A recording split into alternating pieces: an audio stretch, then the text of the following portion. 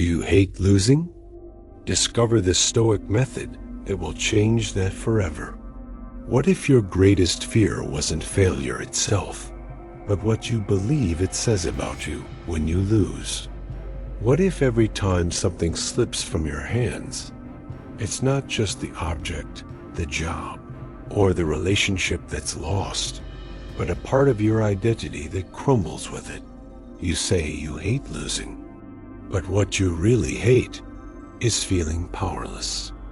Let's not pretend this world was designed for our comfort. We live in a culture where every loss is an attack on our image, where everything must be won, and anything that isn't a win is shameful. Your worth becomes measured by the promotions you get, the relationships you keep, the possessions you accumulate, and the applause you receive. Until the day life interrupts your narrative. Until loss comes not gently, not with warning, but like a storm that wipes out the sandcastle you mistook for a fortress. And suddenly, you're not just dealing with a loss, you're dealing with a collapse. And in that moment, what do you do? Let me introduce you to a man who lost everything, but became one of the strongest souls the world has ever known. His name was Epictetus, born a slave in Rome, crippled for life, abused, silenced, stripped of control, stripped of property. He had no rights, no riches, no reputation. By all modern standards, he was a loser. But history tells a different story. He became a philosopher, a teacher of emperors, a voice that continues to echo across centuries. Why? Because he mastered one truth. The only thing you truly possess is your response.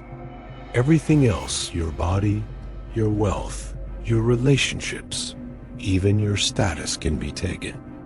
But your reason, your dignity, your soul's posture before reality, that is yours. Epictetus didn't just speak philosophy. He lived it under chains. And from that place, he discovered freedom most people with luxury will never taste. His life became proof of this. Losing everything can be the beginning of gaining something unshackable. So now, let's talk about you. What have you lost that made you question your strength? What event knocked the wind out of you and made you wonder if you'd ever rise again? Was it a broken marriage? A betrayal? A job you gave everything to and got nothing back? A diagnosis? A silence from heaven when you cried out for intervention? Whatever it was, it doesn't define you. But it did reveal something about you. This video isn't about pretending that pain doesn't hurt. It's not about suppressing emotion or repeating mantras that numb the soul. No, it's about something far more powerful. The ancient, eternal, and almost forgotten art of holding pain without being consumed by it. You see, Stoicism isn't apathy. It's not cold detachment or emotional paralysis. Real Stoicism, modern Stoicism for real life, is about cultivating the kind of clarity that no storm can steal. It's about learning how to stand firm when the world wobbles beneath you. It's about not wasting your life trying to control the uncontrollable, but focusing all your strength on mastering what's already yours. Your thoughts, your reactions, your integrity, your focus, your character. It's about walking through loss without losing yourself. So today, I want to invite you into a new relationship with the word loss. Because maybe, just maybe, the reason we hate losing is because we've misunderstood what it's trying to teach us. Maybe every loss is a mirror. And in that mirror, we don't just see what we had, we see what we clung to for identity. Maybe that mirror is showing us where we've handed over the power to define ourselves to people, titles, numbers, or external results. And maybe, just maybe, this is your moment to take that power back. Because here's the truth no one told you. You don't hate losing. You hate what you think it means about you. But once you realize that your value is unshaken by what leaves, that your purpose is not revoked by a single setback, and that your soul is not tied to outcomes, you stop fearing loss. You stop being ruled by the temporary. You start living with intention.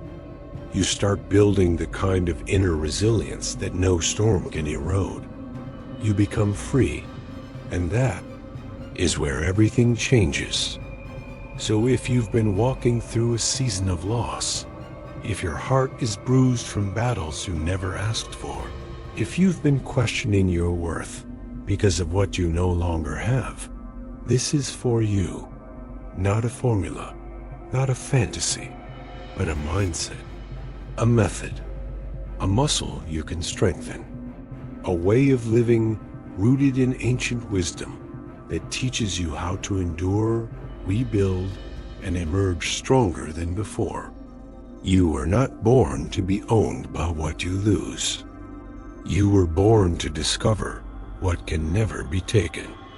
And that's what we'll explore together, one step, one truth, one powerful practice at a time. Epictetus, when loss is absolute. Most people collapse when life takes something precious from them. Epictetus began his life with nothing to lose, and that's why he became someone impossible to break. Imagine this for a moment. You open your eyes each day, not in a home, but in someone else's property. Your value is determined by what you can do, not by who you are. Your dreams are irrelevant. Your pain is inconvenient. Your voice is unwelcome. That was Epictetus' beginning. Not metaphorically, literally, he was born into slavery. His body was not his own. His future was not his own. His suffering wasn't optional. And when we talk about lost relationships, money, status, comfort, remember, Epictetus' life started at the lowest point any human could stand on.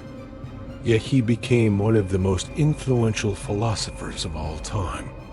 How does a man rise from chains to wisdom? By understanding something most of us avoid. When external loss is absolute, internal mastery becomes necessary. Epictetus wasn't just deprived of freedom. Historical accounts suggest he was physically abused so severely that he became permanently disabled. He had no wealth, no support system, no independence. While others lost jobs, he lost autonomy. While others lost opportunities, he lost basic human rights. And in that reality harsh, dark, suffocating, he discovered a truth that would redefine philosophy forever. The world can take everything from you except the power of your reason. He learned that the moment he stopped expecting fairness, life stopped disappointing him. When he stopped demanding control, he discovered clarity. And when he finally accepted that fate can strip you of everything except your response, he found the strength that still echoes today. Epictetus didn't run from loss. He stared at it, examined it, and asked a question most people are too afraid to confront. If life takes everything from me, who do I become next? He didn't choose bitterness. He didn't choose resentment. He didn't choose self-pity. He chose discipline. He chose clarity. He chose to live by a principle that outlasts every tragedy.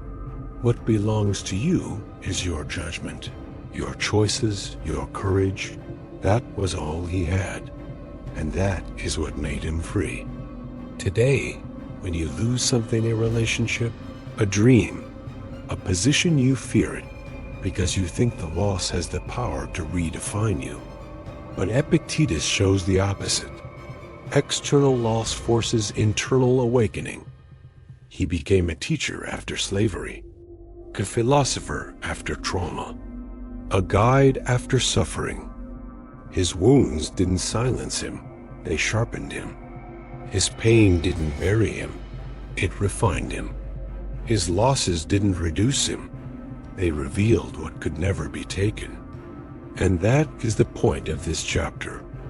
You do not rise when life is generous. You rise when life leaves you with no choice but to discover who you really are beneath everything you thought defined you. Epictetus lost everything. Then he gained himself.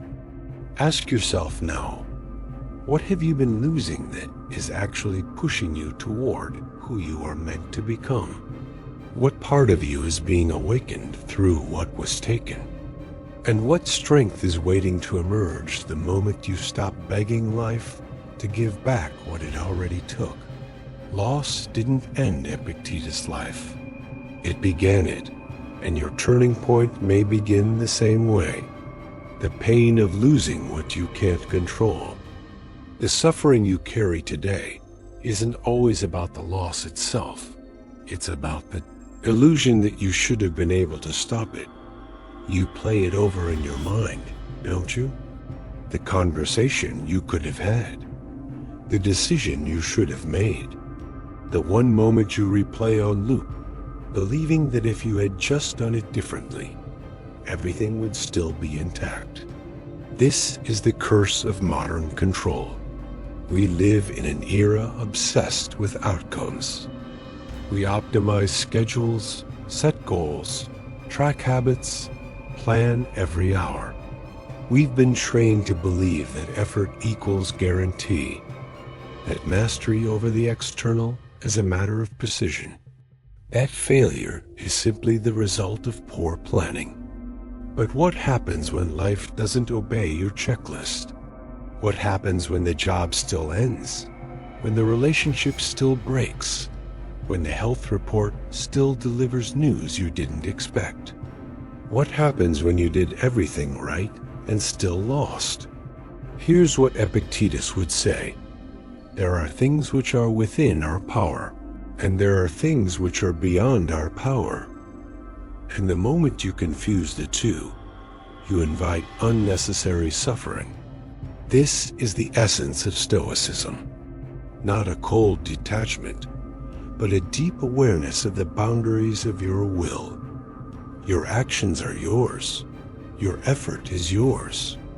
Your thoughts, your choices, your response, these belong to you. But the results, the timing, the reactions of others, that's fate. That's the universe unfolding without your permission. And if you don't separate what's yours from what never was, you'll carry guilt for events that were never in your control to begin with. You didn't lose because you failed. You lost because you're human. Let that sink in. The modern world says you can manifest anything, design everything, hack your way to perfection. But Epictetus reminds you that serenity begins when you stop trying to command the wind and start steering your sail. You suffer less not by holding tighter, but by releasing what was never yours to hold. Try this. Draw 2 invisible circles in your mind. One for what depends on you, your choices, your discipline, your honesty, your integrity. And one for what doesn't others' opinions, external praise, market crashes, unexpected betrayal. The first circle is where your energy should live. The second, that's where your faith must begin. Many people lose themselves trying to win battles outside of their circle. They try to fix others, control chaos, resist change, delay endings. But wisdom, real wisdom, is accepting that your peace begins where your control ends. This isn't passivity. This is clarity. It's not about surrendering your power. It's about discovering where it actually lies. When you spend your life mourning what you can't command, you miss the strength you are meant to build inside.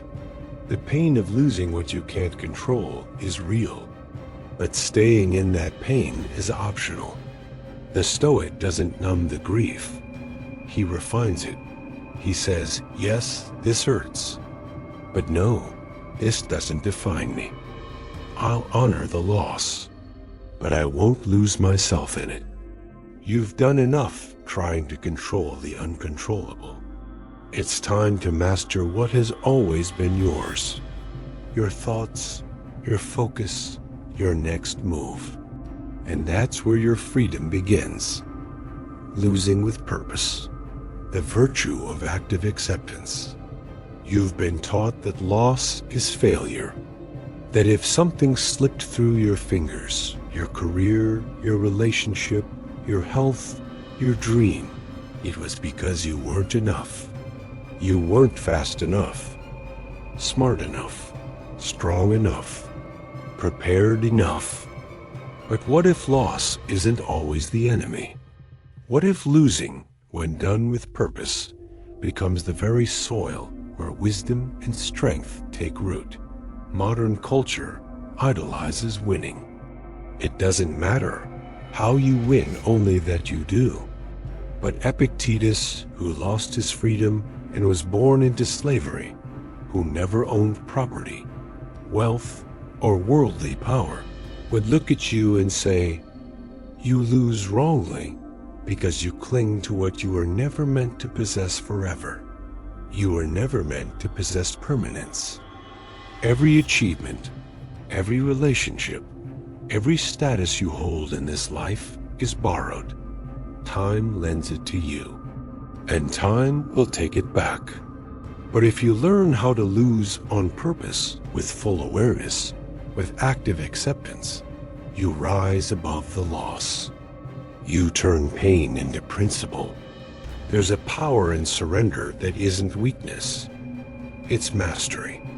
Active acceptance is not saying, it is what it is, while silently breaking inside. It's saying, yes, this is real. And yes, I choose to respond with strength instead of desperation. It's not giving up. It's giving in to what must be, so that you can reclaim the energy you've been wasting on resistance. Here's what you've misunderstood. Control is not the same as influence. Control is rigid. It tries to dominate reality. But influence is soft power. It moves with truth, with presence, with direction, instead of demand. When you lose with purpose, you stop trying to dominate outcomes and instead influence how you walk through them. Imagine you're a captain at sea. A storm is coming. You can't control the clouds or the wind or the swell, but you can reinforce your ship. You can read the stars. You can chart a new course. You can lose a sail and still not sink. That's Stoicism. That's resilience. You don't need to pretend the loss doesn't hurt. You need to decide that the hurt won't have the last word. Pain may arrive without your consent, but whether it becomes your identity, that's your choice. What does losing with purpose look like? It looks like allowing a door to close and choosing not to bang your fists on it. It looks like watching someone walk away and not chasing them to preserve your ego. It looks like financial failure and choosing to grow integrity, not bitterness. It looks like illness and saying, my body may be broken, but my spirit is whole. It's the quiet courage to say, this will not undo me. To practice active acceptance is to realign your identity. You're not what you have. You're not what you lost. You are how you move through both. You'll be tempted to hold on to what already left, to keep reliving the conversation, the ending, the last day. But there's no virtue in dragging dead weight into your future. Epictetus once said, "Don't demand that things happen as you wish, but wish that they happen as they do, and your life will go smoothly." That's not passivity. That's wisdom. That's the freedom to say, "I trust the shape of this moment, even when I don't understand it." Let go of needing to win every time. Let go of needing things to always return. Let go of your addiction to the illusion of fairness. Learn to lose with eyes wide open, with your dignity intact, with your heart honest, with your spirit anchored. This is the path of the strong, because when you lose with purpose, you don't really lose. You evolve, the unshakable strength that grows in silence. There is a kind of silence that feels like abandonment, the kind that descends after a loss, after a fall, after everything you've built slips through your hands. It's not just the absence of noise, it's the absence of clarity.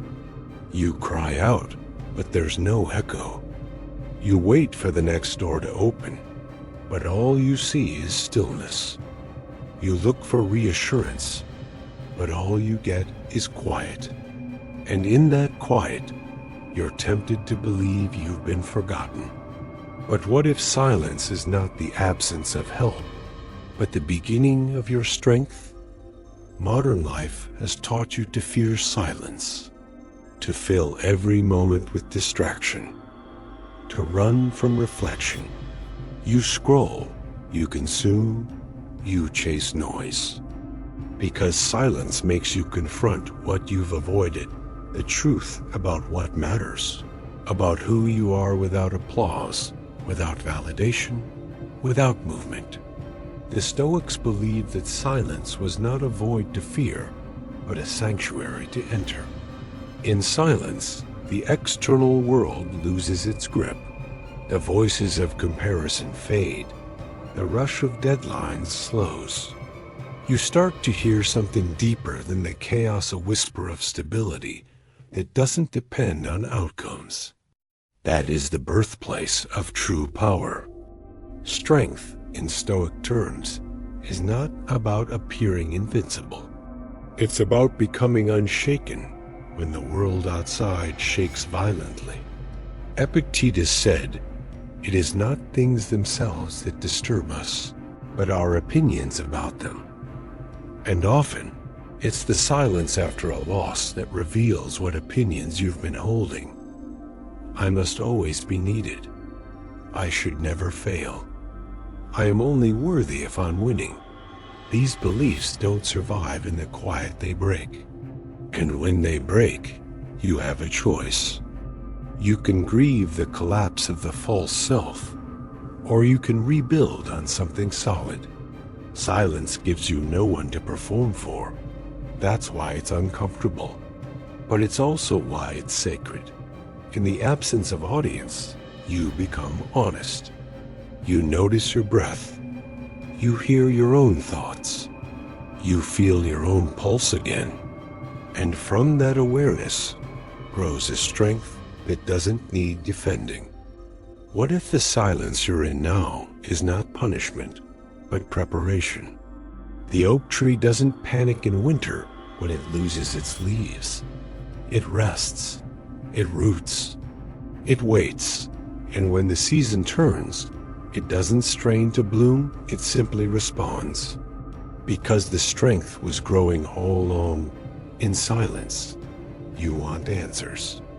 But maybe what you need first is anchoring. You want resolution. But maybe the greater gift is resilience. And both are found not by pushing louder, but by standing still. Silence teaches you to sit with discomfort without escaping, to witness your own pain without being ruled by it, to observe your urges, your triggers, your attachments, and then release what no longer serves. In silence, you stop reacting and start responding. Not from fear, from wisdom. The world will tell you that if nothing's happening, you're falling behind. But the Stoic knows what looks like stillness on the surface may be the deepest transformation underneath. You do not need immediate change to validate your growth. You need internal clarity to guide it. So the next time you find yourself surrounded by silence, remember, you are not waiting in weakness. You are sitting in the forge of your own becoming. Stay in it. The unshakable strength you long for isn't waiting in the noise. It's waiting for you to stop running from the stillness. The discipline of letting go before it breaks you. You were taught that holding on is a sign of strength. That real winners don't give up. That letting go means failure, weakness, defeat. So you cling sometimes to relationships that exhaust you, goals that no longer serve you, identities that don't fit you. You grip so tightly that your knuckles bleed.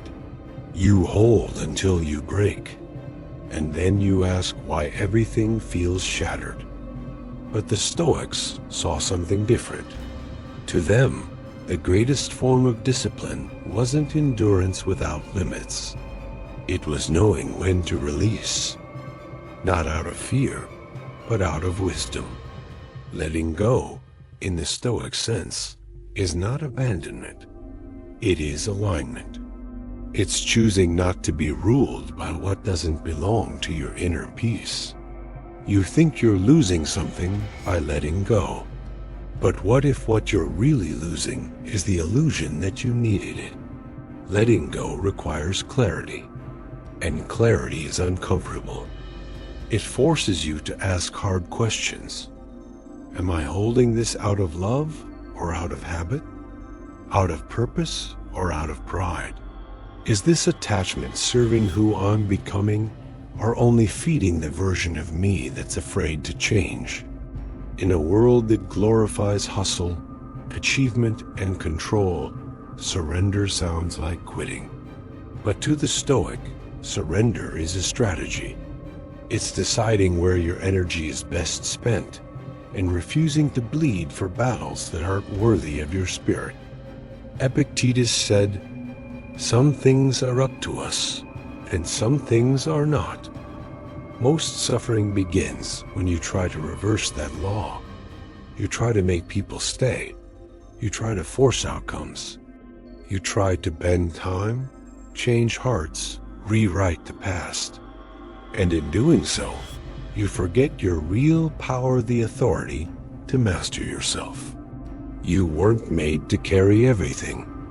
You were made to carry only what aligns with your purpose. Letting go is a muscle. It's trained in silence, in journaling, in noticing the tightness in your chest when something no longer fits, in watching your urge to control and choosing to breathe instead. It's not something you do once. It's something you live. The modern Stoic doesn't numb their emotions. They feel them fully, but they don't build their identity around them. They mourn what needs to be mourned. They release what cannot be changed. And they invest in what still breathes with life. Ask yourself today, what are you holding that's holding you back? It could be a title, a resentment, an outdated version of who you thought you'd be. It could be a story you've been telling yourself for years. I have to prove myself. I can't fail again. I'm not enough without this. These stories are prisons disguised as truths. Letting go is the key. It doesn't mean you don't care. It means you've decided to care more about peace than possession, about alignment than applause, about truth than appearances. And once you begin to release, something profound happens. You create space. Space for presence, space for new answers, space for what actually belongs to your path. You are not designed to be exhausted by what you carry. You are made to be strengthened by what you choose to carry. So today, let go, not because it's easy, but because holding on is no longer the brave thing to do. Stop expecting the world to be fair, choose to be free. Instead, you were told that fairness is a principle the world respects, that if you do the right thing, you'll be rewarded. That kindness comes back, that truth prevails, that justice will always win eventually. So you shaped your expectations around that fragile hope.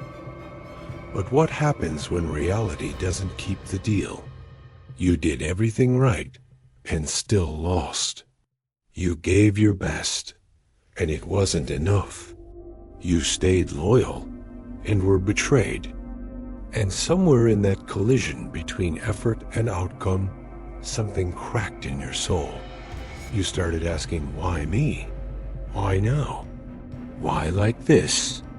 But the Stoics, Epictetus, Marcus Aurelius, they would stop you there. They would remind you the world was never obligated to be fair. Only you are. Fairness to them was not something to demand. It was something to embody.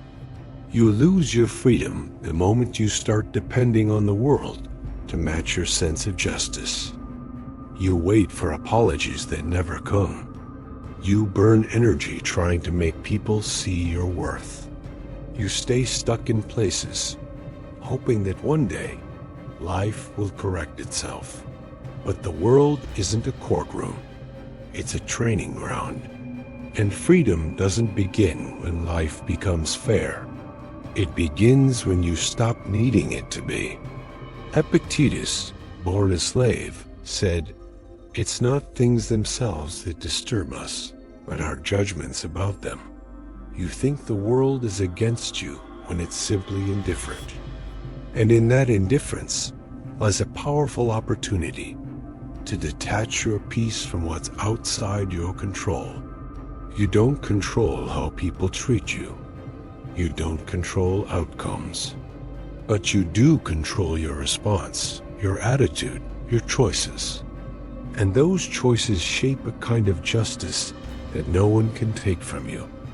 The justice of living aligned with your highest self. Fairness is an external ideal. Freedom is an internal command. When you stop needing the world to make it right, you start making peace with the reality in front of you. Not out of apathy, but out of clarity.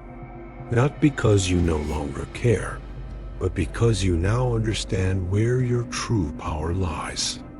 Letting go of expectations doesn't make you passive. It makes you strategic. You stop wasting energy trying to fix what isn't yours to fix. You stop bleeding for causes that only rob your soul. And you begin to invest in what's eternal, your mindset, your integrity, your daily discipline. The Stoic chooses freedom over fairness because they understand this.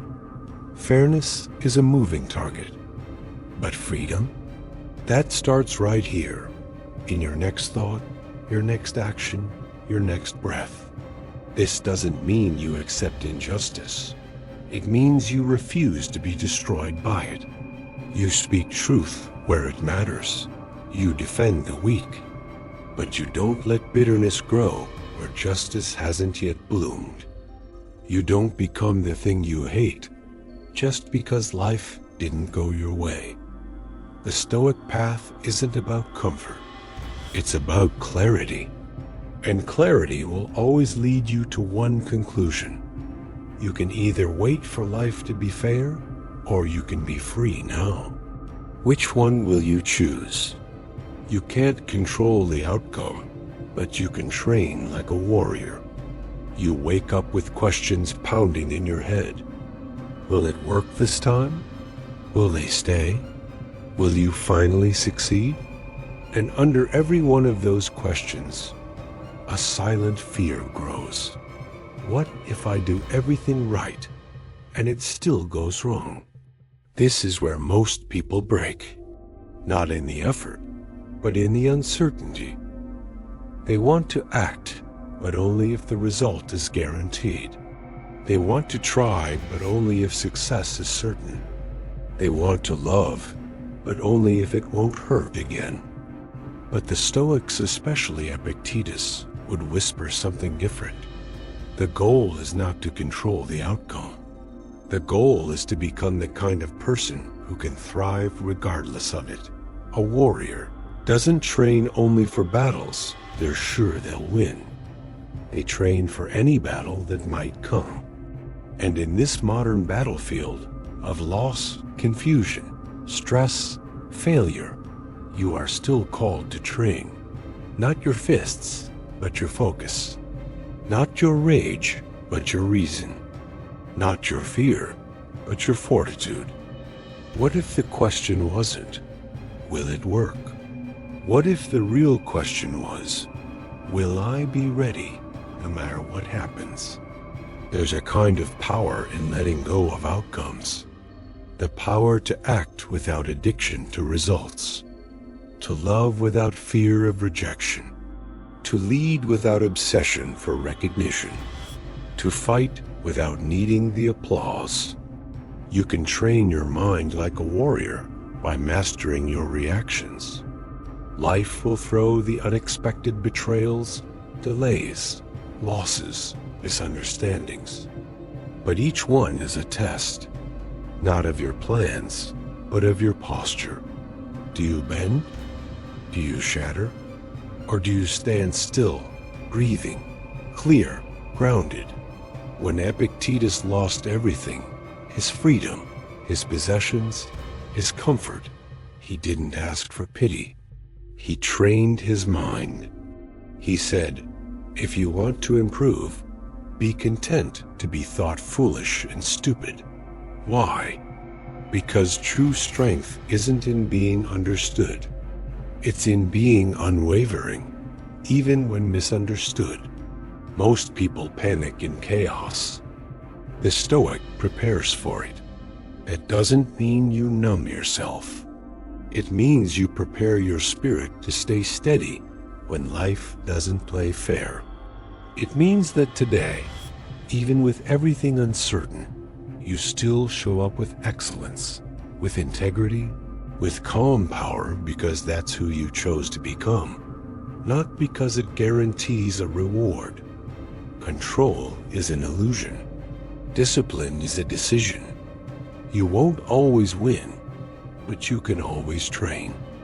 And training means showing up when it's hard, keeping promises to yourself when no one is watching, choosing progress over perfection. It means acting from values, not emotions. The Stoic warrior doesn't act because the outcome is secure. He acts because he is secure, and that changes everything. So today, stop negotiating with fear. Stop bargaining with outcomes. Step into the arena not to prove anything to the world, but to become a master of yourself. Because once your character becomes stronger than your circumstances, you'll realize the outcome never held the power. You always did. Pain is the price of clarity. Use it as your compass. Pain isn't your enemy. Misunderstanding it is. Most people feel pain and immediately try to run, distract, deny, suppress. But in doing so, they miss the message. Pain, when seen through the eyes of the Stoic, is a signal, not a sentence. A compass, not a curse. Think about the last time you felt lost. Not geographically, but emotionally. Maybe you were betrayed. Maybe you failed. Maybe you lost something you thought would stay. The ache wasn't random. It was revealing something. It was trying to show you where your expectations were fragile, where your attachments were toxic, or where your vision of life was built on illusions, but we're trained to avoid pain at all costs.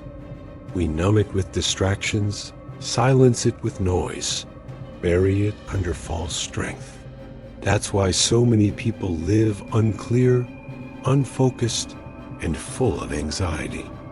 Because clarity only comes when you dare to sit with the pain and ask it what it came to teach. Marcus Aurelius said, "If you are pained by external things, it is not they that disturb you, but your own judgment of them." Pain, then, becomes a mirror, and the moment you stop cursing it and start listening to it, you begin to grow. Epictetus knew this deeply. He wasn't afraid of pain, not because he enjoyed suffering, but because he understood its utility. He lost his freedom. He was beaten. He was silenced. But he discovered something that many with comfort and freedom never do. Pain sharpens purpose. Modern life teaches you to chase comfort. But comfort, too early, often kills clarity. You get too comfortable in relationships that don't grow you, in careers that don't challenge you, in patterns that slowly corrode your power. But pain disrupts that comfort. It knocks, and when you dare to open the door, it doesn't come to destroy you. It comes to redirect you. What if pain is not proof you're broken, but proof you're being refined? The Stoics believed the path to wisdom wasn't paved with pleasure, but with purpose-driven trials. Not because suffering is holy by itself, but because it reveals what matters most. You don't know the value of peace until you've faced the storm. You don't understand integrity until you're tempted to betray it. You don't see the light until you've walked through your own darkness. And every time you try to silence pain with noise scrolling, rushing, overworking, over-explaining, you give up the gold it came to give you. Sit with it. Ask it. What truth are you hiding from me? What illusion are you trying to burn away? What expectation needs to die so I can finally be free? This doesn't mean you glorify pain. It means you redeem it. You use it as a guide. You trace its roots. You sharpen your awareness. You become conscious of your patterns, your false beliefs, your deep wounds, and from that place, you grow in clarity. Because here is the truth. Most people don't fear pain. They fear what pain reveals. But if you choose to look, pain will show you the real reason you're angry, the real reason you're afraid, the real reason you sabotage yourself. And once you see it, you can finally stop running and start rebuilding. So next time pain rises, don't escape, don't deny, don't pretend it's not there. Lean in, breathe, listen. Because the clearer your relationship with pain, the sharper your direction in life. Pain doesn't come to push you off course. It comes to reveal the course you're always meant to walk. You can't heal while hiding, the Stoic practice of exposure. Healing doesn't happen in hiding. Growth doesn't occur in shadows. And no transformation ever takes place behind the mask. Most people carry pain like a hidden wound. They smile on the outside while bleeding on the inside. They hold it together in front of others, but fall apart in solitude. They think that vulnerability is weakness, when in fact, it's the first step toward freedom. The Stoics were not emotionless statues. They were real human beings who practiced courage, not by hiding pain, but by confronting it. Marcus Aurelius wrote his meditations not for fame, but as an exposed journal of his inner battles. Seneca admitted his weaknesses in letters. Epictetus spoke openly about his limitations and wounds. They understood something we've forgotten. Concealment delays the cure. You can't treat a wound you won't acknowledge. You can't fix a pattern you won't face. You can't access power while protecting your pride. Exposure doesn't mean broadcasting your pain to the world. It means being honest with yourself first, and then brave enough to let the right people see who you are without the armor. Hiding may keep you safe from judgment, but it also keeps you stuck in cycles. You heal when you stop pretending you're okay, just to maintain the image. You grow when you dare to admit, I've been hurt. I've made mistakes. I'm not where I want to be, but I'm not afraid to be seen anymore. There is no Stoic wisdom without self-revelation. You must expose the lies you tell yourself, that you're too broken to begin again, that vulnerability makes you weak, that no one will understand. These are not truths, they are defenses built by fear. The Stoic practice of exposure is a conscious unveiling. It's standing before the mirror of your own life and not flinching. It's seeing the things you've run from, your anger, your envy, your guilt, your confusion, and instead of judging them, you examine them. You study them. You learn from them. Only what is exposed can be transformed. If you stay hidden, you remain fragmented. If you hide your disappointments, they metastasize into bitterness. If you suppress your grief, it calcifies into coldness. If you deny your regret, it shows up later disguised as sabotage. You might think you're protecting yourself, but in truth, you're just prolonging your pain. Even the most powerful Stoic strength begins with radical honesty. Not the kind that blames others, the kind that says, this is where I am. This is what hurts. This is what I need to let go of. This is who I want to become. When you expose your wounds to the light, they lose their power to shame you. When you name your fears out loud, they start to dissolve. When you stop acting like you've already arrived, you finally begin the journey. Healing is not about erasing the past. It's about integrating it, facing it, speaking it, letting it teach you, not trap you. So today, strip off the mask. Not for them, for you. Say what you've been too afraid to say. Admit what you've been too proud to confront. Reveal what's been buried under performance and image. Because every layer you uncover brings you closer to the truth of who you are. And once you walk in truth, you stop fearing the exposure. You realize that hiding never protected you. It only delayed your arrival to the life you were meant to live. What you endure silently becomes your strength. Not everything that breaks you has to be spoken. Not every battle you fight needs an audience. In fact, some of the most powerful forms of growth happen in silence, when no one sees what you're carrying, yet you carry it anyway. When no one knows the weight on your back, yet you refuse to stop walking. Stoicism is not about suppressing emotion. It's about transforming what would destroy others into a deeper well of power within you. It's about developing the strength to endure what others escape, to process what others avoid, to remain standing when others collapse. And it's often done without applause. There's a kind of suffering that leaves no visible mark.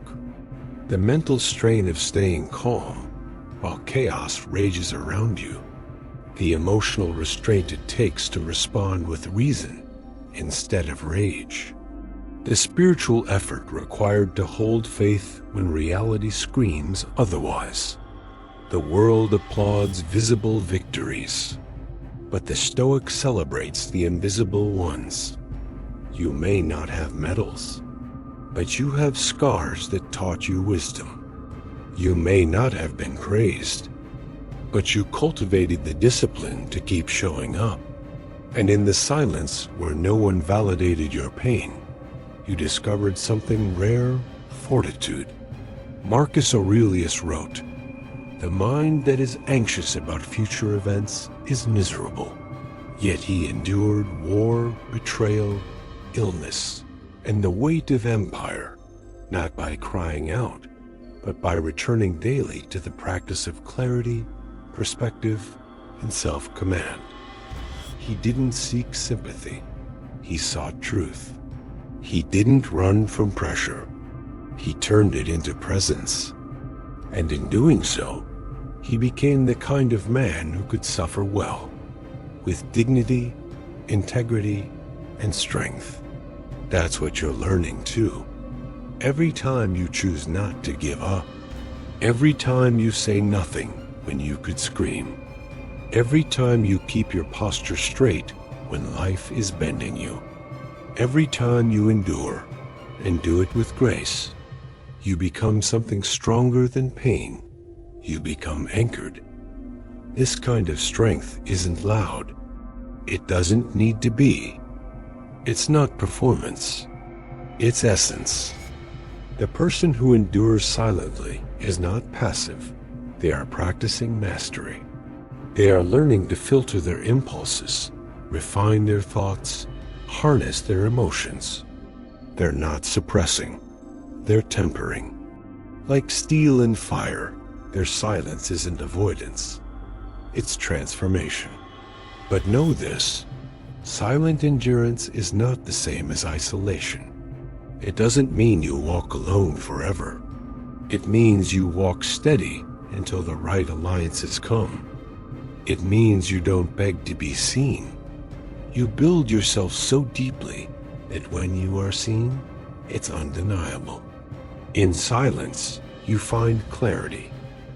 In endurance, you find resilience. And in both, you discover that your story is not being wasted. It's being written with precision, in the ink of endurance, on the pages of your soul. You don't need everyone to understand what you're going through. You only need to understand who you're becoming because of it. The next time you suffer in silence, don't resent it.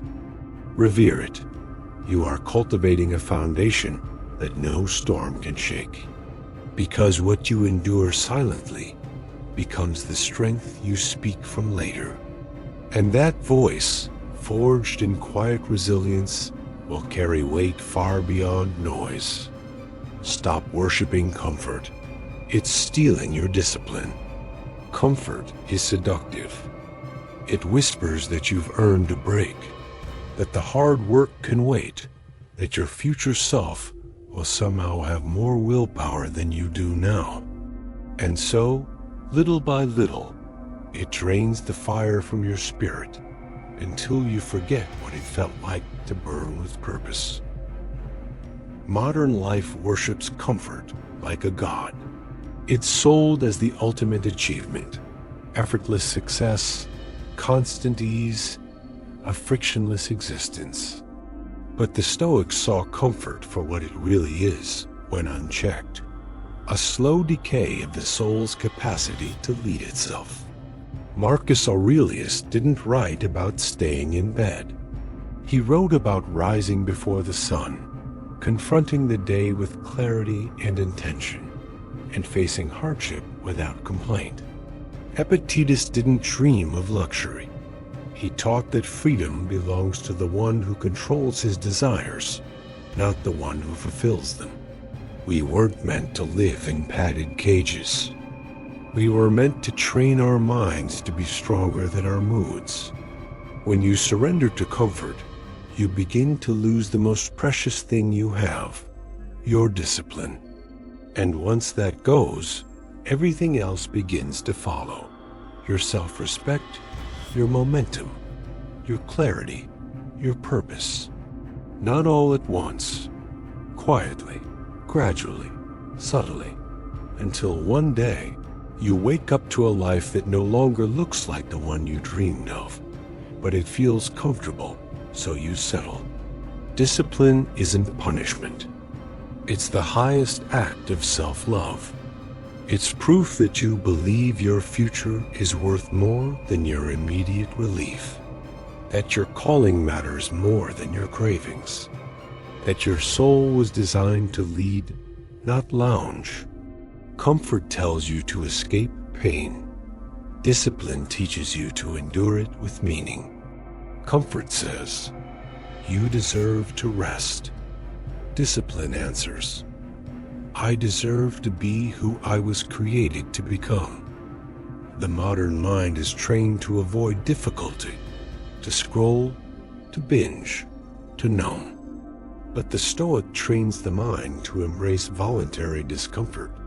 Cold showers, early mornings, saying no when the world says yes, doing the work when no one watches, speaking the truth when it costs you. These are not trends. These are temples where the self is rebuilt. Your mind grows sharper in resistance. Your will is strengthened by what you delay. Your spirit expands every time you act against a voice that tells you to quit. Want to regain your fire? Start denying yourself the comfort that made you weak. Train your body to move before it wants to. Train your mouth to speak less and listen more. Train your mind to observe thoughts without obeying them. That's freedom. You can't wait for motivation. You must create momentum. You can't ask the world to make you disciplined. You must decide to master yourself in silence, in the boring, in the resistance, every single day. No one will hand you the character you seek.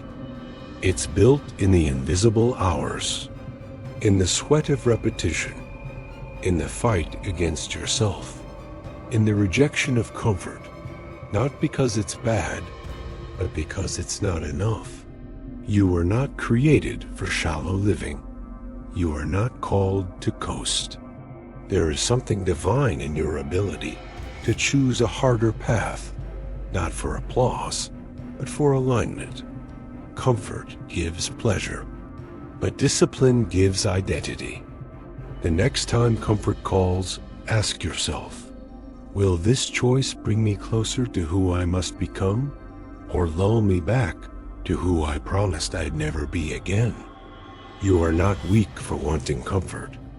You are human, but you become powerful the moment you stop obeying it. Every crisis is a classroom. If you stay awake, there are moments that shake you.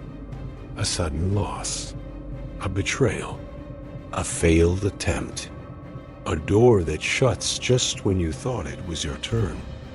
The natural instinct is to run, to numb, to question your worth, or blame the world. But the Stoics saw these moments differently. They didn't ask, why me? They asked, what is this moment here to teach me? A crisis, for the modern mind, often feels like punishment, but to the Stoic mind, it is instruction. Life isn't breaking you, it's educating you. If you stay awake, you don't grow when everything is comfortable. You grow when you're stripped of your illusions and forced to confront what really matters. Seneca wrote that difficulties strengthen the mind as labor does the body. But that only happens if you choose not to sleep through the pain. Numbness is a kind of sleep. Denial is sleep. Complaining is sleep. But awareness? That's how you wake up to the wisdom within the storm. The classroom of crisis has no chalkboard, no teacher's desk, no structured syllabus. It teaches through interruption, through discomfort, through forced stillness and shocking turns. And if you're willing to stay present, not in panic, But in reflection, the lessons arrive. The lesson might be humility. You are never in control. The lesson might be clarity. What you thought you wanted wasn't aligned with who you really are. The lesson might be detachment, learning that peace doesn't come from external circumstances, but from the way you interpret them. Crisis exposes you, but it also reveals you. You learn where your faith actually is, not where you say it is. You learn how fragile your confidence was when built on other people's opinions. You learn how quickly the mask of control falls when life takes an unexpected turn. But if you stay awake, you begin to see something deeper, that the very things you thought were curses were invitations, not to be comfortable, not to be safe, but to evolve. Evolution doesn't happen in the echo chamber of ease. It happens in the wilderness of pain. That's why the Stoics didn't resent adversity. They prepared for it. They rehearsed loss in their minds so they wouldn't be shaken when it arrived. They imagined poverty, illness, insult, not to attract it, but to be resilient if it ever knocked at the door. This is not pessimism. It's spiritual fortitude. If every crisis is a classroom, then you must ask, what have I been refusing to learn? What patterns keep repeating because I keep hitting snooze on my self-awareness? What would change if instead of asking, why is this happening to me, I asked, what am I becoming because of this? You don't control the curriculum of your trials, but you do control the posture with which you show up. And that posture determines whether you walk out wounded or wiser. Hardship doesn't destroy you, but how you interpret it will either entomb you or enlighten you. Stay awake. Observe your reactions. Write about the discomfort. Question the conclusions your fear is drawing. Let the crisis teach you how to endure, how to listen, how to act without panic, and how to release what no longer belongs in your soul. It's easy to wish the pain away, but what if the pain is the very thing that unlocks your next level of clarity? Stay awake, because the class only ends when the student becomes who they were meant to be. Train your mind like a warrior before the battle comes. Most people wait until everything collapses to start building inner strength. They wait for the diagnosis, the betrayal, the bankruptcy, the goodbye, and they panic and beg for stability. But by then, the battle has already begun. The Stoics did the opposite. They trained the mind while the sun was still shining. They fortified the spirit before the storm. And that's why they didn't fall when the wind blew. You don't rise to the level of your potential in crisis. You fall to the level of your preparation. If your mind has never practiced detachment, silence, or control, it will be swept away when the pressure comes. But if you've trained like a warrior, daily, deliberately, the chaos will knock and find you centered. Marcus Aurelius ruled an empire, but he also ruled himself. Every morning, before making decisions that would affect millions, he reminded himself of human nature, that people would lie, that injustice would show up, that misfortune might come. And still, he chose not to be ruled by it. That was training, mental preparation. Not to become cynical, but to become unshakable. How do you train your mind before the battle? You start with what's in front of you. Every irritation is a drill in patience. Every delay is a lesson in surrender. Every temptation is a test of discipline. Every failure is a sparring match in humility. Don't despise them. Use them. The gym of the mind has no weights. It has waiting rooms, long silences, difficult people, and a little voice that says, I can't. Your job is to answer back, not with ego, but with wisdom. You say, this moment is here to train me, not to torment me. You say, my peace is not up for negotiation, even if everything around me screams for panic. You say, pain is a visitor. Strength is my resident. If you wait until the enemy is at the gate to build your walls, you'll be exposed. But if you build in secret, your mind becomes a fortress. Not cold, not distant, but grounded, anchored, trained the way the Stoics trained, with intention, not intensity. One thought at a time, one reaction at a time, one disciplined choice at a time. This isn't about suppressing your humanity. It's about elevating it, channeling emotion through the lens of reason, feeling everything, but choosing what leads. And when the battle finally comes, and it will, you won't need to pretend to be strong. You will already be. Not because you read a quote or remembered a philosophy, but because you practiced, quietly, repeatedly, without applause. The Stoics believed that the greatest victory is not over others, but over one's own impulses. That's the real battlefield, not the world, but the mind. Train now, so when the darkness comes, it finds you with a light already lit within. How to stop negotiating with fear and take command. Fear always shows up with a proposition. It doesn't kick the door down. It knocks, speaks softly, and says, let's make a deal. You give it a little ground, just enough to feel safe, and before you know it, you're living in its house, obeying its rules, thinking its thoughts. The Stoics knew this. They didn't fight fear with panic. They exposed its terms and refused to sign. You negotiate with fear every time you choose comfort over courage. Every time you delay a conversation that needs to happen. Every time you play small because success might bring judgment. Every time you settle for less because the unknown feels too risky. You think you're staying in control, but you're handing the reins to something that feeds on your silence. Marcus Aurelius faced plague, war, betrayal. Epictetus was born into slavery. Seneca stood in the shadow of death.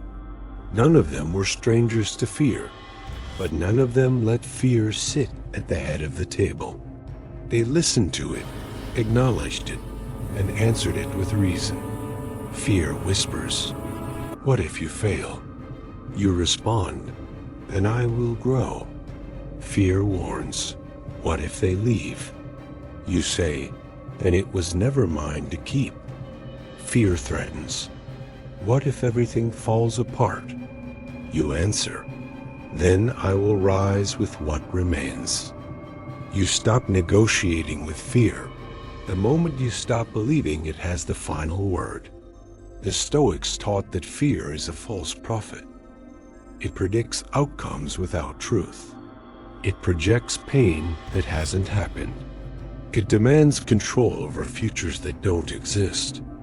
But you are a thinker, a soul, a will.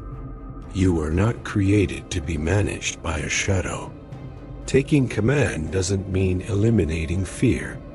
It means placing it where it belongs, in the passenger seat, not the driver's hands. Let it speak, but don't let it decide. How? By practicing voluntary discomfort. By doing what you fear on purpose, in small doses, daily. Speak the truth even if your voice shakes. Try the thing that might not work. Choose integrity over acceptance. Train yourself to face what you'd rather avoid. Discipline is freedom. Action is the antidote. And courage isn't the absence of fear. It's the refusal to be ruled by it. You are not at the mercy of your imagination. Your mind was not designed to be a prison. Your thoughts are tools. Your choices are weapons. Your soul is stronger than your emotion. If you take command, let fear knock, but never let it own the keys. You can't control the storm, but you can build the vessel. The storm isn't personal. It doesn't ask for permission. It doesn't care about your plans, and it never sends a warning. It arrives suddenly, violently, and when it comes, your illusions scatter. Control, comfort, predictability, gone in a flash. You panic if you thought the storm could be avoided. You endure if you knew, from the start, that it was inevitable. The Stoics didn't waste time wishing for clear skies. They built vessels strong enough to cross the ocean regardless of weather. And those vessels weren't made of wood, but of character. They weren't sealed with nails, but with principles. They were crafted in the silence of preparation long before the chaos began. You can't control the market, but you can control your attachment to wealth. You can't control another person's love, but you can master your reaction to their absence. You can't control death, betrayal, loss, but you can train your soul to remain unshaken when they arrive. Most people live in fear of the next storm because they never fortified their inner world. They obsess over the forecast, overplan for every scenario, and break when the winds shift. But the Stoic sees the wind not as a threat, but as a test, a mirror, a sharpening stone. You are the builder. Life is the sea, and the storm? It's the one honest teacher that never flatters you. So what kind of vessel are you building? One that leaks under pressure? One that drifts wherever emotion pushes? Or one that cuts through chaos with silent resolve? To build the vessel is to prepare in peace for the day of war. It's waking early when no one's watching to train your mind. It's facing your own excuses. It's setting boundaries, defining values, writing your code of conduct for when your feelings try to rewrite it. Storms will come, not once, but often. They will strip away what's fragile. They will reveal what was shallow, but they will also forge what is real. And here's the truth. The storm doesn't break you. It only reveals how well you've built. This is what the Stoic understands. Epictetus lost his freedom, but he kept his peace. Marcus Aurelius lost his health, his children, his trust in men, but never lost his purpose. They didn't pray for calm seas. They prayed for inner stability because they knew the sea belongs to fate, but the vessel belongs to you. You can't change the wind, but you can learn how to sail. Peace is not passive, the strength of inner stability. Peace has been mistaken for silence, for comfort, for a lack of conflict.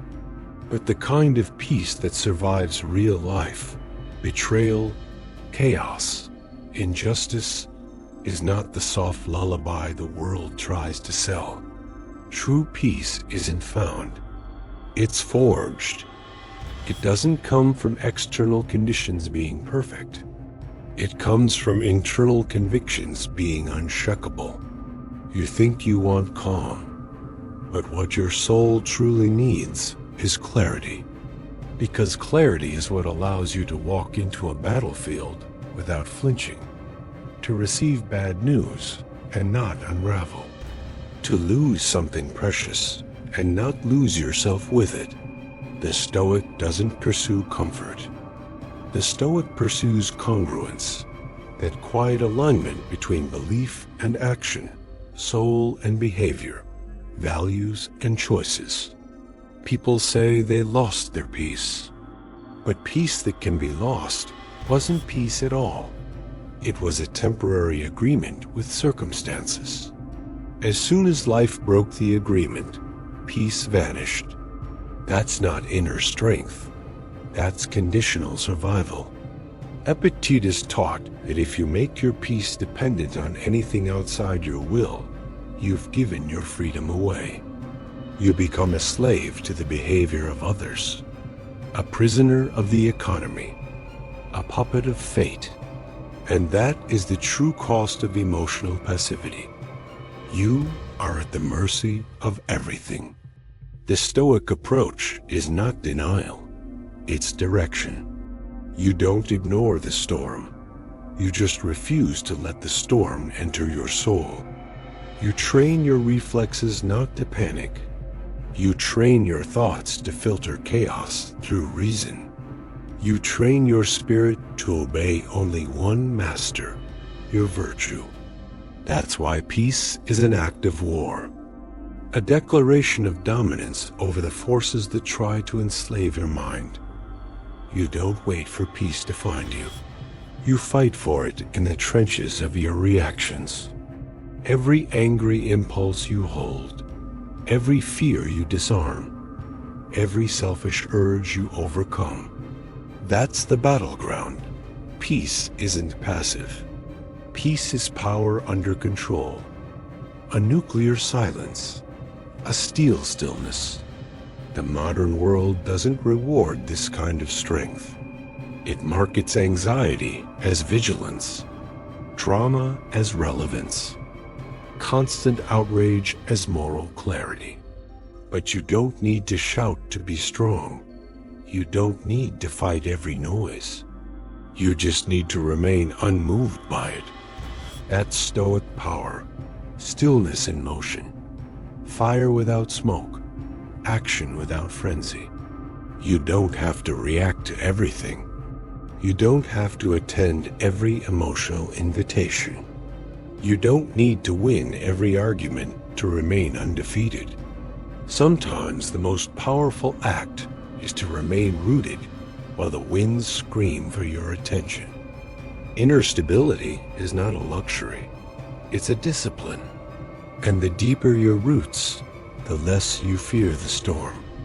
Peace, then, becomes not the absence of conflict, but the proof that you've mastered the battlefield inside, the enemy within, how your own mind betrays you.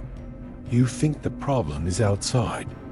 You think it's the person who left, the job that failed, the world that doesn't understand you. But the most dangerous war isn't the one out there. It's the one that starts in silence, inside your own head. Your greatest enemy wears your face, speaks in your voice, and whispers your deepest fears dressed as truth. This voice doesn't shout, it suggests. It plants doubt in the soil of your convictions. It tells you you're not enough, even after all you've survived. It questions your worth, even when your soul is still standing in the ruins of what tried to break you. That voice is not your intuition. It's your conditioning. It's the residue of every time you were silenced, dismissed, hurt, or humiliated. It mimics your tone so perfectly that you start believing it. You start obeying it. You think, this is just the way I am. But no, that is not you. That is the untrained mind hijacking your identity. The Stoics called it prohairesis, your rational faculty, your power to choose how to see the world. Everything else can be stolen. Your job, your home, your health. But no one can touch your power to interpret, to assign meaning, to choose the frame. So why do we lose that power so easily? Because we forget to defend it. We let the inner voice run wild, unchallenged. We give it the microphone. And like a bad ruler, it feeds off fear and control. That's why Marcus Aurelius wrote, "You have power over your mind, not outside events." Realize this, and you will find strength, not comfort, not applause, strength. Because real freedom begins the moment you stop reacting to your thoughts as if they were commands. You are not your mind. You are its master. Train it. When it says you can't, ask why not. When it says you'll fail, ask what if I don't. When it says it's not worth it, respond, that's not your decision to make. The untrained mind is impulsive, fragile, and chaotic. The trained mind is a fortress, tested, still, aware. It doesn't need to be perfect. It needs to be governed. Start noticing how your mind tries to sabotage your peace. Does it overanalyze silence? Does it assume the worst? Does it replay old scenes like a broken record, hoping the past will change? Interrupt it, don't feed it. You're not here to be bullied by your own thoughts. You're here to lead them. Because every time you silence that inner betrayal with wisdom, you reclaim territory. You expand the borders of your self-control. And you begin to see clearly the enemy within was never stronger than your power to rise above it. The art of losing without being lost. Loss will visit you. That's not a threat. It's a fact. You will lose time, opportunities, people, dreams, sometimes even parts of yourself. But the way you walk through loss will determine whether you emerge wiser or only wounded. Because it's not just about what you lose, it's about who you become in the aftermath. Modern life taught you to avoid loss at all costs. It treats losing like failure, like a stain on your worth. But Stoicism dismantles that illusion. It teaches that loss is part of nature's rhythm, and your refusal to accept it is what creates suffering. Marcus Aurelius wrote, "When you arise in the morning, think of what a precious privilege it is to be alive, to breathe, to think, to enjoy, to love. For any of these may be taken from you." He wasn't being dark. He was being awake. This awareness doesn't steal joy. It multiplies it.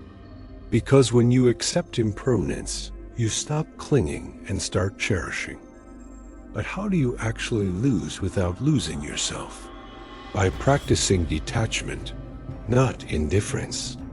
Detachment means loving fully while knowing nothing is permanent. It means investing your soul into something without letting it become your identity. You can love someone deeply and still survive without them. You can pour yourself into a goal and still rise again when it collapses. Losing without being lost requires an anchor. For the Stoic, that anchor is virtue, not success, applause, or outcomes. Epictetus taught that the only true good is the state of your character. Everything else, money, health, reputation, is preferred, not necessary. So if your peace is built on things that can be taken, your peace was never real.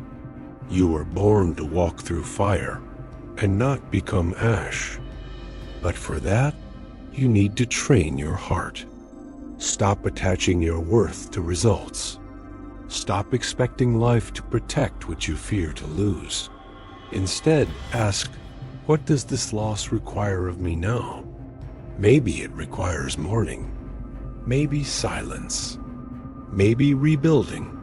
But it never requires your destruction. Losing isn't a defect. It's a doorway. And on the other side, there's clarity.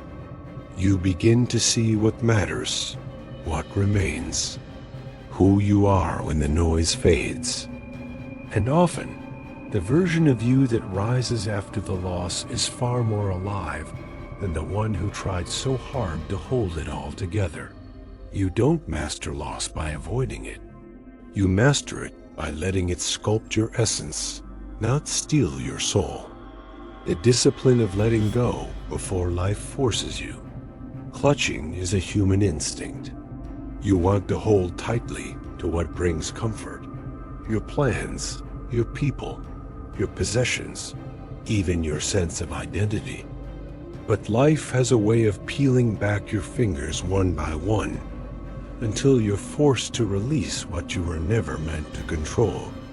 The Stoic, however, doesn't wait for life to tear things away. He practices the discipline of letting go in advance, not because he doesn't care, but because he wants to be free. Freedom is not doing whatever you want. It's being untouched by what you cannot keep. That's why Marcus Aurelius would meditate daily on death, change, and impermanence. Not to become numb, but to become prepared. Because the person who rehearses detachment before the storm doesn't shatter when the winds rise. You've been taught to love in a way that chains you, to plan in a way that paralyzes you, to dream in a way that makes you hate reality. But when you release the illusion that these things belong to you, that they owe you permanence, you begin to see clearly. You begin to live wisely. Letting go in advance doesn't mean being cold. It means holding what you love with open hands. It means blessing what is in your life without making it your source of peace. Epictetus said, "Never say about anything, 'I have lost it, but I have given it back.' You came into this world empty-handed, and everything you own is just temporarily on loan." Think about the last time life forced your hand, when a relationship ended, when a job disappeared, when a dream dissolved. It felt like a robbery. But what if it was an invitation? What if you were being invited to step into a deeper freedom? One that doesn't begin when things go your way, but when your peace no longer depends on things going your way.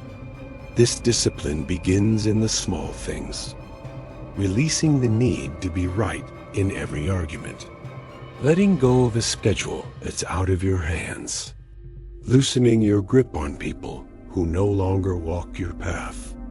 Practicing daily detachment isn't weakness.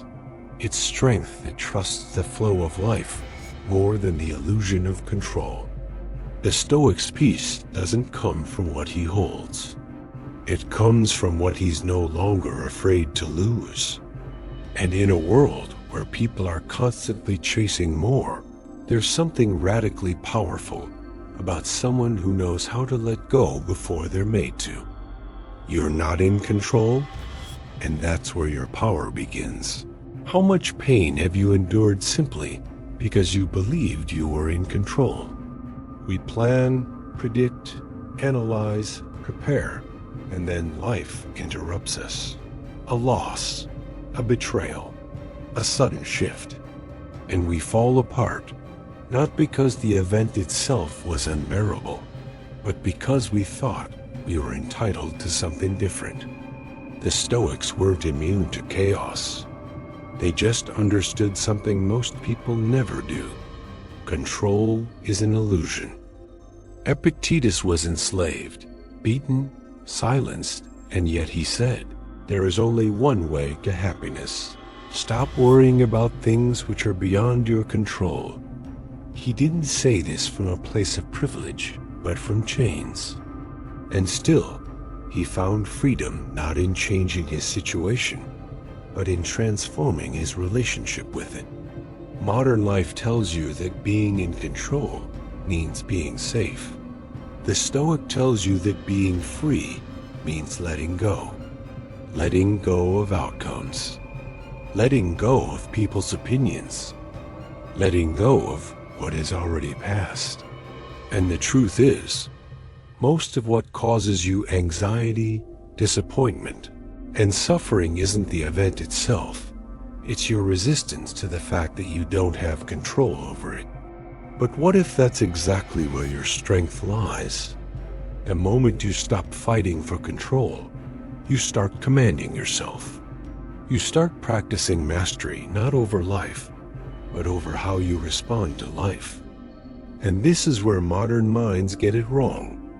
They obsess over strategy and timing and prediction, when what actually saves you in a storm is your own stability. True power doesn't come from dominating your environment. It comes from not being dominated by your reaction to it.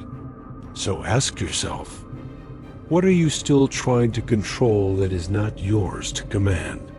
Someone else's love? The outcome of your efforts? The future, which hasn't yet arrived? You are not made to control storms. You are made to walk through them without losing your identity.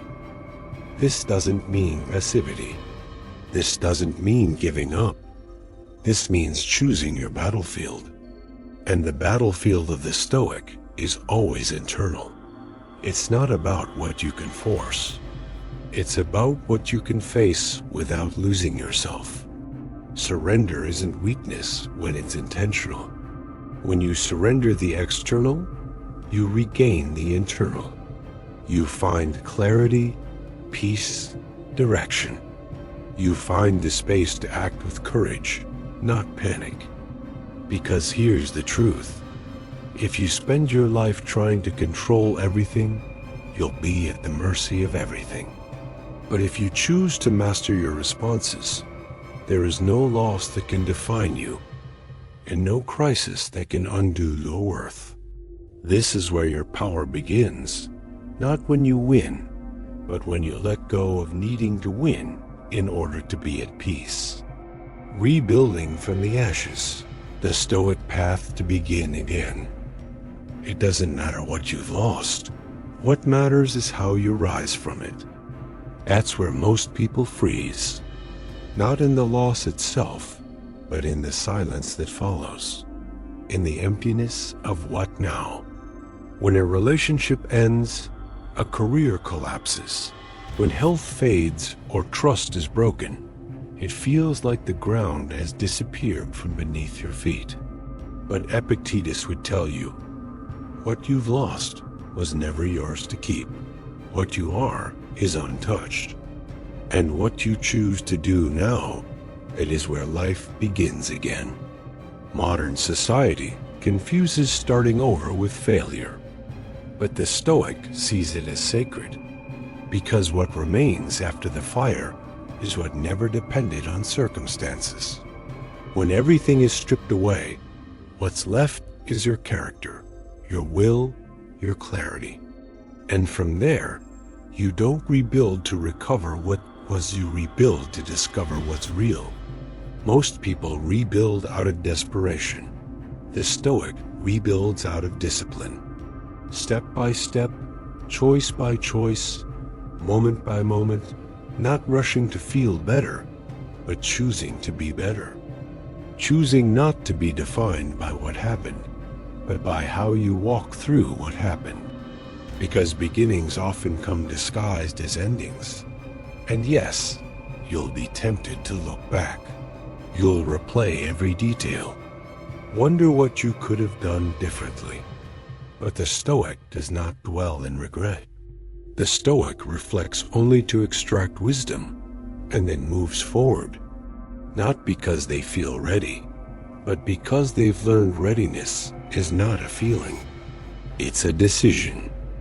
If you wait for permission to start over, you'll wait forever. If you expect life to apologize for the pain before you move on, you'll stay stuck in it. The only permission you need is your own. The only apology that matters is the one you give yourself for staying where you no longer belonged. You don't need the full path laid out. You need only to begin with dignity, with stillness, with clarity. You take the next right step, and then the next. The Stoic doesn't seek control of the entire road. The Stoic commands each step. Rebuilding is not about speed. It's about strength, not muscle, but mental resilience. The power to say, I am not who I was in the pain. I am who I choose to become after it. Because you're not starting from nothing. You're starting from experience, from insight, from a place deeper than the surface. And maybe that's the most Stoic thing of all, not to rebuild the life you had, but to build the life you were meant to have all along. You're not in control, and that's where your power begins. How much pain have you endured simply because you believed you were in control? We plan, predict, analyze, prepare, and then life interrupts us. A loss, a betrayal, a sudden shift, and we fall apart. Not because the event itself was unbearable, but because we thought we were entitled to something different. You are allowed to feel everything, but not to be ruled by anything. That is the cornerstone of Stoic freedom. In a world where emotions are idolized, impulsiveness is confused with authenticity, and rage is celebrated as passion, the Stoic walks a different path, a quieter one, but infinitely more powerful. Emotional discipline is not the absence of emotion. It's the refusal to surrender your soul to every passing wave. It is to stand still while the world screams. It is to respond when others react. It is to hold peace like a sword, not to avoid battles, but to win the right ones. Marcus Aurelius wrote in his Meditations, "You have power over your mind, not outside events.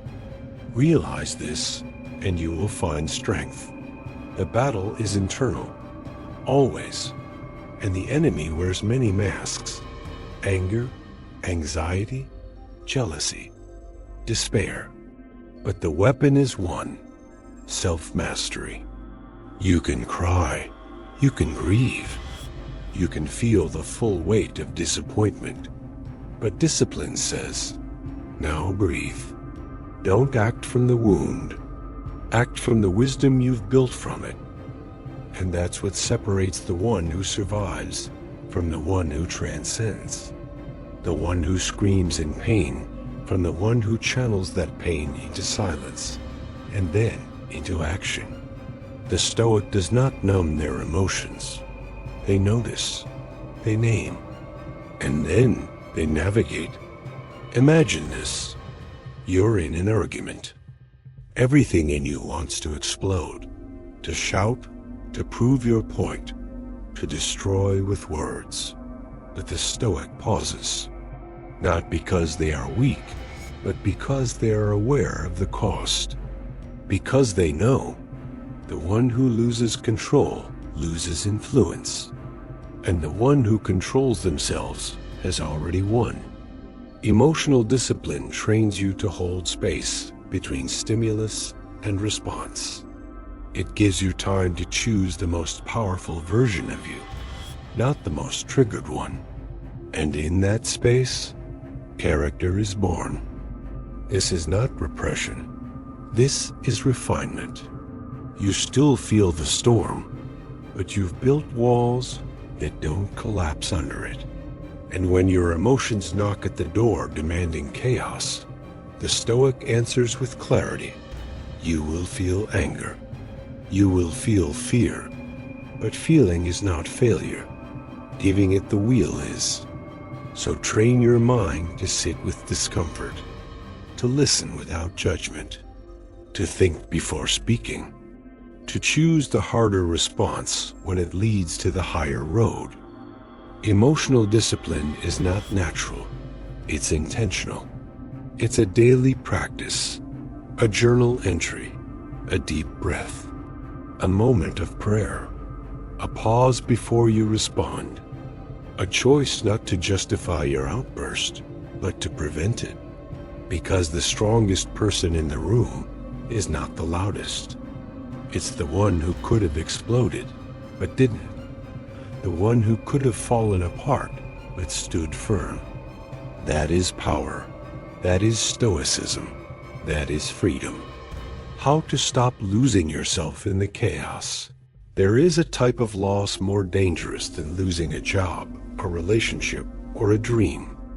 It's the silent erosion of your inner self, when, without realizing it, you become a stranger to your own soul. When the world spins too fast, and you forget what stillness feels like. When you adjust so much to survive, that you no longer recognize who you are. This is the loss the Stoics feared the most, the loss of self. You are not designed to dissolve into everything around you. You were built to stand, to carry your essence into the storm, without letting the storm carry itself into you. But in a world that rewards performance, applause, and distraction, it's dangerously easy to drift, to become reactive, to live in response to everything and everyone until you wake up and wonder why you feel so empty. Epictetus warned, if you wish to improve, be content to appear clueless or stupid in extraneous matters. In other words, stop trading your soul for relevance. Stop abandoning your essence to win approval. The moment you compromise your character to please the chaos around you, you've already lost the only thing that was ever yours to protect. The modern Stoic begins by anchoring identity not in what fluctuates, but in what is chosen. Not in titles, trends, or timelines, but in values, in principles, in what remains when everything else is stripped away. When you know who you are, chaos doesn't define you. It only reveals you. It pressures the soul, and what spills out shows what was inside. That's why losing yourself never happens in one dramatic moment. It happens in subtle concessions, one choice at a time, one silence when you should have spoken, one lie you told yourself to keep the peace, until you're no longer at peace. But here's the truth that the Stoic clings to. You can lose your place, your possessions, even your path, but not your personhood. Not unless you give it away. Your values, your convictions, your ability to choose your response. These are yours, and no one, not even the storm, can steal them unless you surrender them. So take inventory. Where did you compromise? What part of you did you silence to belong, to be liked, to avoid conflict? And most importantly, how do you reclaim it? You begin by being brutally honest, by withdrawing from the noise for long enough to hear your own voice again, by practicing solitude until your soul becomes familiar once more, by saying no to what fractures you and yes to what aligns with your integrity. Because in a chaotic world, the rarest kind of strength is to remain whole, to be able to walk into a crowd and not be consumed by it, to sit in silence and feel at home there, to face loss and still know who you are. That is the inner citadel Marcus Aurelius wrote about, a soul fortified not by circumstances but by clarity, a mind that chooses reason over reaction, a person that has decided, I will not lose myself trying to keep what was never meant to stay. And if you've lost yourself lately, the Stoic message is not one of shame but of return. Come back, recenter, recommit. You are not the chaos. You are the calm that walks through it without forgetting its name. A Stoic doesn't hate to lose. He learns not to lose himself. You are never promised a life without loss. The ancient Stoics didn't ask the universe to spare them from pain, defeat, or failure. They trained their minds to meet these moments without collapsing under them. Because the greatest defeat is not the one the world sees. It's the one the soul accepts when it forgets who it is. A Stoic doesn't hate to lose. He studies loss. He listens to it. He allows it to sharpen him without shattering him. And then, in the silence after the fall, he rises not as someone trying to regain control, but as someone who never lost his center in the first place. The modern world rewards noise, constant striving, endless comparison. But Stoicism dares you to become the quiet storm, to be the one who walks into chaos and doesn't flinch, to endure being misunderstood without breaking your principles, to be calm not because life is easy, but because your soul is anchored. You don't overcome hardship by pretending it doesn't hurt. You transcend it by refusing to become it. The real victory isn't to avoid loss. It's to be the kind of person loss cannot define. That's the final layer of the Stoic mind. Indifference not as apathy, but as wisdom. Detachment not from love or meaning, but from illusion. From the lie that your worth is determined by outcome. From the myth that peace only comes when everything is perfect. You learn to walk through fire without becoming ash. To sit in grief without becoming bitter. To experience failure without becoming failure. To feel anger without becoming destructive. To feel joy without becoming addicted to it. You become master of your inner world so that no outer force can own you. And that is the power the world doesn't understand. The quiet resilience. The unshakable presence. The kind of person who can lose everything and still say, I remain. Because at the end of the day, when applause fades, when relationships change, when titles dissolve and dreams evolve, the only thing that remains is who you became, what you chose, how you responded, what you built inside when the outside made no sense. This is the call of modern Stoicism, not to escape the world, but to walk through it awake, fully present, fully sovereign, fully aligned. And in a world chasing noise, that kind of calm is revolutionary.